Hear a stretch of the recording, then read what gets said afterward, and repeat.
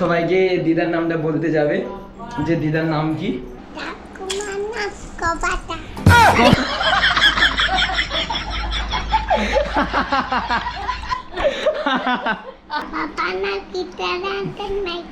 মায়ের নাম কি?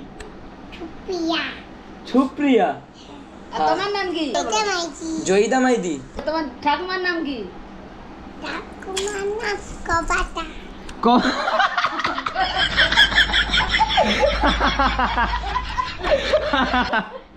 দাদুর নাম কি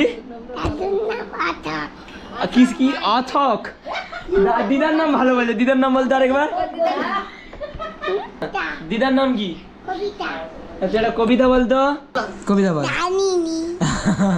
इतनी सी हंसी इतनी सी खुशी इतना